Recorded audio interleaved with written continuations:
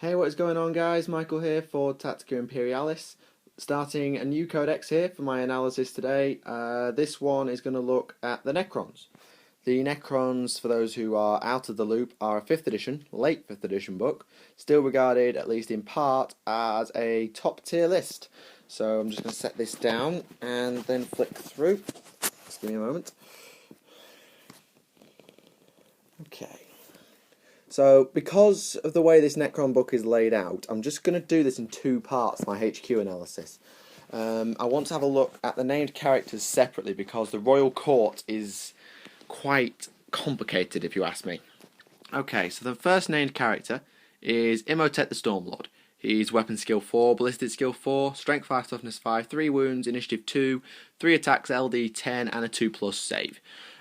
He may take a Catacomb Command Bard, which I'll come on to in my transports along with the troops. Okay, he is armed with Bloodswarm Nanoscarabs, Gauntlet of Fire, Phase Shifter, Phylactery, Sempiternal Weave, and the Staff of the Destroyer. The Sempiternal Weave gives him a 2+ armor save. Phylactery allows him to regenerate wounds if he comes back through reanimation protocols. Bloodswarm Nanoscarabs are used to allow units of flayed ones to deep strike more accurately, so only are useful when flayed ones are involved. The Phase Shifter gives him a 3+ invulnerable save, the only invulnerable save available to Necron players actually. The Gauntlet of Fire, this is a flamer and it allows the user to reroll to wound in melee. Staff of the Destroyer is a unique weapon which does as follows, as soon as I get the right page. Okay, so once per game, he can fire a shot with 2d6 inch range in a beam, strength 6, AP 1.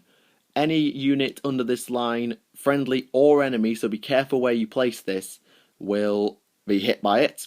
So you have to be careful where you place it, but you should be okay if you're quite careful. While I'm here, I'll have a look at his rules. He has Ever-Living, independent character, Pharaon, and RP, as it will be known, Reanimation Protocols. Pharaon gives him and his unit the Relentless rule, which is a little bit odd on this character, but it fits his background. Ever-Living allows him to make Reanimation Protocols even if he's the only model in a unit, and Reanimation Protocols allows models to return to life on a 5+ if they are killed, or downed, as we have a habit of saying. So this is good combined with the Phylactery because it allows him to get up and get more wounds back. It regains D3 wounds instead of coming back with just the 1. So useful, but part of the war gear. Humiliating Defeat. This applies a lot more now than it did when this book was released. If a character, named independent or just a sergeant, loses its final wound to his attacks in melee, roll a D3, and this means instead of causing 1 wound for combat resolution, he counts as D3. This is very good if you need to just overwhelm a unit by a touch. Things like guard banners can be cancelled out by this, and such like, and makes challenging him a little bit riskier.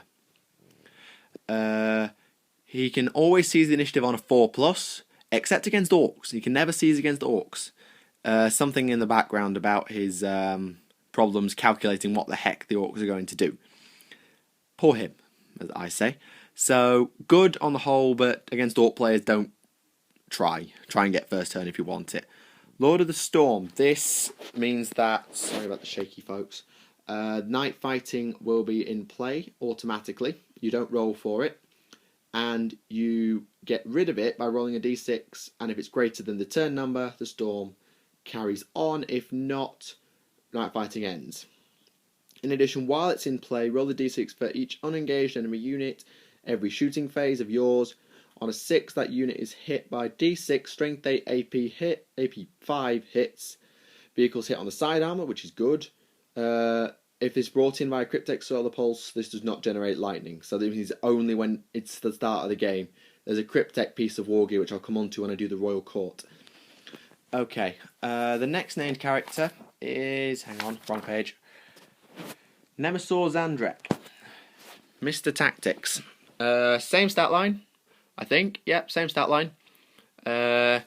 He has a Phase Shifter, a Res Orb or Resurrection Orb, Sempiternal Weave, and a Staff of Light. So 2+ armor, 3+ invulnerable. Resurrection Orb allows him and his units to come back on a 4+, rather than a 5+. Staff of Light, which is a 12-inch range, strength 5, AP 3, assault 3 gun, so a great marine killer at short range. Special rules: ever-living independent character, reinforcement protocols as normal. Phased reinforcements. I need to have a look at this. I really should have had a look in advance, but there are some things I need to explain with Xandrak. Where is he? There he is. Okay. Phased reinforcements. If Xandrak is on the field, any number of units in reserve that are able to deep strike can choose to enter play in the enemy turn immediately after an enemy unit has arrived from reserve. I wouldn't understand why you would do this unless you needed a blocker unit, or you wanted to get a close combat unit into position so that they can assault in your turn, I suppose. So, yes, but no. It does. I see a use for it with things like Lich Guard and Triarch Praetorians, who need to make the assault, but they don't have deep strike, so it'll only really affect things like flayed ones. His other two rules are about tactics. Hang on, let me steady my camera. Sorry, folks. At the start of each of your turns, choose one friendly unit. Then give it one of the following special rules: counterattack, furious charge, hit and run, or night vision, acute senses, stealth, and tank hunters. You pick one and give it to one unit, and it has it until the start of your next turn. So this is great, for example, if you know your Lich Guard are about to get charged, you can give them counterattack, or if they're going to charge, furious charge. If you need to get out of a melee, hit and run. Tank hunters for if you need to gorse a tank to death. So yeah, really useful. Counter tactics is the exact opposite. Choose one enemy unit to lose one of those rules. So acute senses, counterattack, furious charge, hit and run, night vision, stealth, acute senses. No, they're separate rules. And tank hunters, sorry. So Space Wolf players, look out. Orc players, look out. This is really good for negating the advantages of other units. The other HQ in this page is Vargard Oberon. I'm going to leave it on here. He's Xandrak's bodyguard of a sort. He's the only character with a weapon skill better than 4, so he's weapon skill 6, 4, 5, 5, 3, 2, 3, 10, 2+. He has a War Scythe, which gives him +2 strength and ignores armor saves. And he has a Veil of Darkness, in essence. The Ghost Walk Mantle allows him to teleport, and he can do it in melee if he wants to get out of it, which is good. RP, IC, and EL, same as ever. Cleaving Counterblow. When enemies attempt to attack him, keep track of the number of misses. Reroll ones obviously don't count to this, but everything that doesn't hit before he attacks. For each miss, he adds 1 attack, up to bonus of 6. Enemies after his attack do not generate ones. Any ones not used are lost.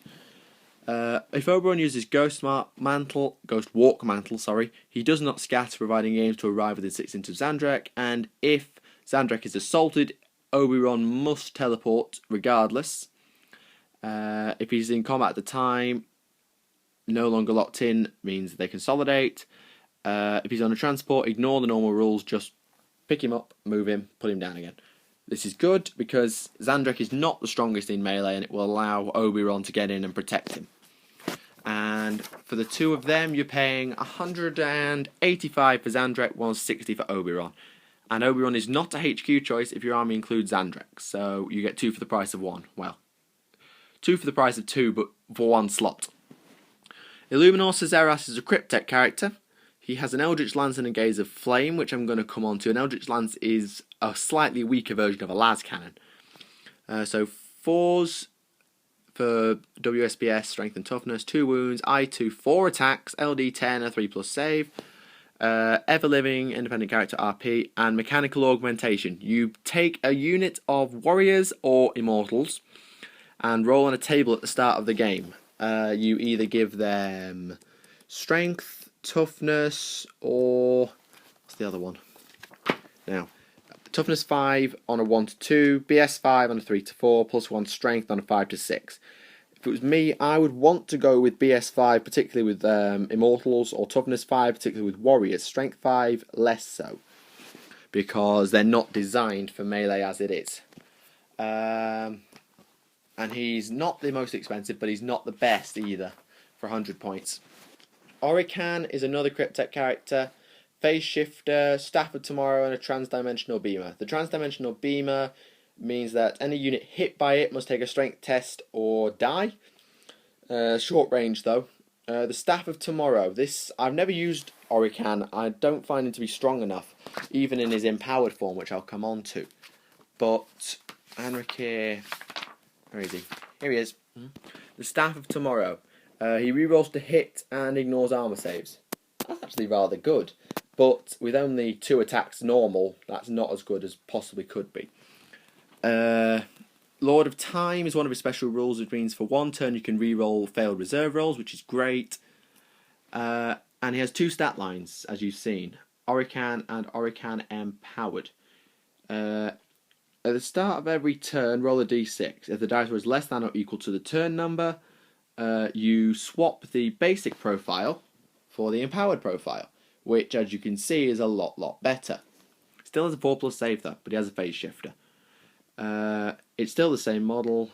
Once he powers up, roll a d6 at the start of each of your turns, and when you get to less than or equal to the turn number, return to normal. No more transformations can be made.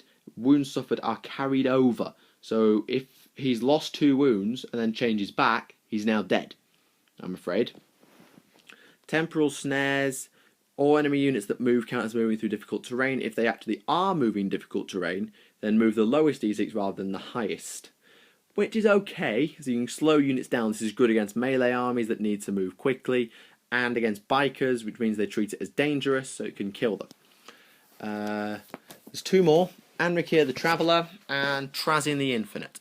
Xandrak is a basic Overlord profile. Tachyon Arrow, unlimited range, strength 10, AP 1, 1 shot per game. A War Scythe, I've already explained, +2 strength, ignores armor. Oh, and it also rolls 2d6 for armor penetration. If he is taken, 1 unit of Immortals gains counterattack and Furious Charge, as is in his rules.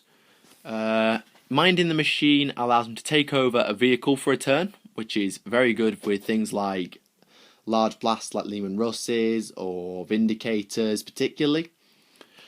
Trazyn, again, same stat line.